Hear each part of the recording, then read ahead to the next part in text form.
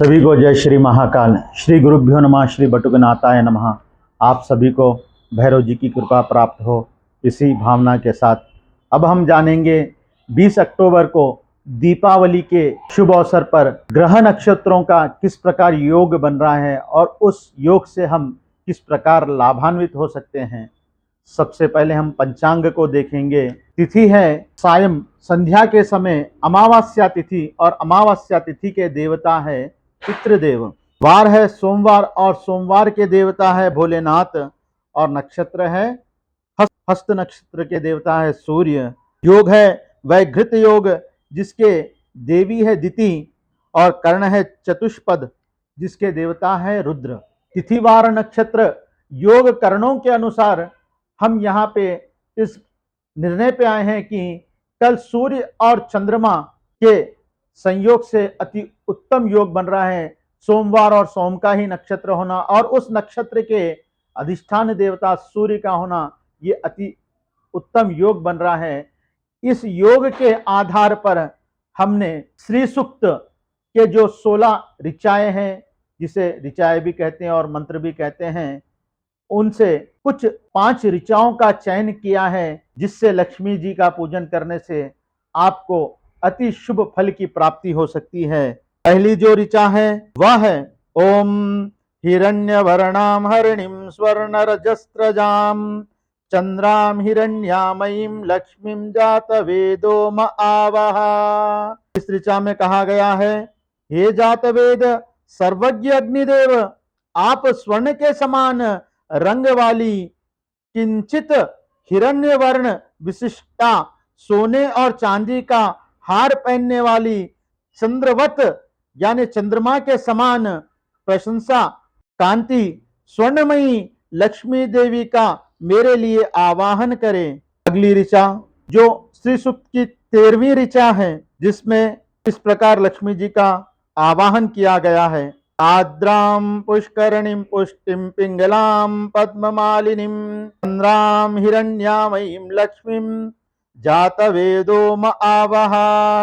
हे अग्ने आद्रा स्वभावा कमलहस्ता पुष्टि रूपा पित्तवर्णा पद्मों की माला धारण करने वाली चंद्रमा के समान शुभ्र कांति से युक्त स्वर्णमयी महालक्ष्मी देवी का मेरे लिए यहाँ आवाहन करें। इसके उपरांत तीसरी ऋचा है, यह 14 नंबर की ऋचा है। यह ऋचा इस प्रकार है, आद्राम या करणिम यष्टिम स्वर्णाम हेममालिनीं पुर्याम हिरण्यामयीं लक्ष्मीं जातवेदो म आवह। ये अग्नि जो दुष्टों का निग्रह करने वाली होने पर भी कोमल स्वभाव की है, जो मंगलदायिनी अवलंबन प्रदान करने वाली है, यष्टि रूपा सुंदर वर्ण वाली सुवर्णमाला धारिणी सूर्य स्वरूपा तथा हिरण्यमयी है, उन लक्ष्मी देवी का मेरे लिए यहाँ आवाहन करें। यह 3 जो ऋचाएं है वह लक्ष्मी के आवाहन में उपयोग की जाती है। यहाँ पे हमने अग्नि रूपा सूर्य रूपा और चंद्रमा स्वरूपा महालक्ष्मी का आवाहन किया है। यही अग्नि सूर्य चंद्र स्वरूप में भगवान भोलेनाथ के 3 नेत्र भी हैं। इसका भी स्पष्ट मैं इसी चलचित्र में आपको दूंगा। आपने देखा होगा कि भगवान भोलेनाथ हिरण्यगर्भ बनकर लक्ष्मी जी और कुबेर जी को धन प्रदान कर रहे हैं।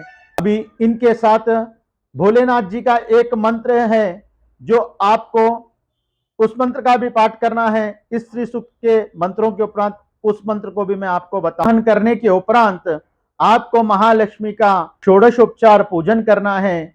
षोडशोपचार पूजन के उपरांत उन महालक्ष्मी से किस प्रकार प्रार्थना करना है वह यह 2 ऋचाओं में हम जानेंगे। वह 2 ऋचा इस प्रकार है, चंद्राम प्रभासाम यशसा ज्वलंतीम श्रियं लोके देवी जुष्टामुधाराम ताम पद्मिनीं शरणं प्रपद्ये अलक्ष्मीर्मे नाशतां त्वां वृणे। मैं चंद्रमा के समान शुभ्र कांति वाली सुंदर धृतशालिनी यश से दे दीप्यमती स्वर्गलोक में देवगणों के द्वारा पूजित उद्धारशील पद्मा हस्ता महालक्ष्मी की शरण ग्रहण करता हूं।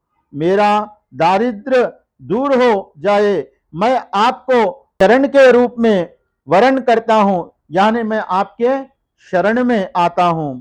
अगली ऋचा है, आदित्य वर्णे तपसोधिजातो वनस्पति वृक्षेत वेल्वः से फलानि तपसानुदन्तु या अंतरायश्च बाह्य अलक्ष्मी।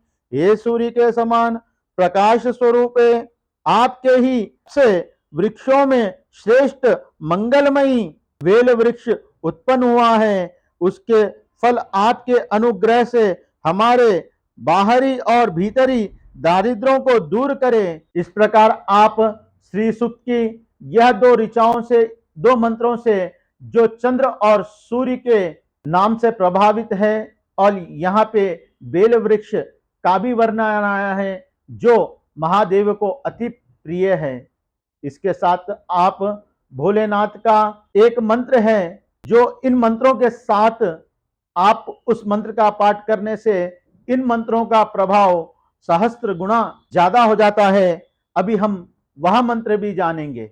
नमो हिरण्यबाहवे हिरण्यवर्णाय हिरण्यरूपाय हिरण्यपतये अंबिकापतये उमापतये पशुपतये नमो नमः। जो भगवान शिव स्वर्ण बाहु, स्वर्ण वर्ण, स्वर्ण रूपा, स्वर्ण स्वामी, अंबिका के स्वामी, उमा के स्वामी, पशुओं के स्वामी, मैं उन प्रभु को नमस्कार करता हूं। इस प्रकार भोलेनाथ को आप प्रणाम कर उनसे भी आपके समस्त दारिद्रताओं को दूर करने की प्रार्थना करें। यानी कल से आप नित्य भोलेनाथ और परंभा का पूजन करें। वह पूजन नित्य किस प्रकार करना है, नित्य किन मंत्रों का आपको पाठ करना है, यह आपको डेली चलचित्र के माध्यम से मैं आप सबके समक्ष रखूंगा।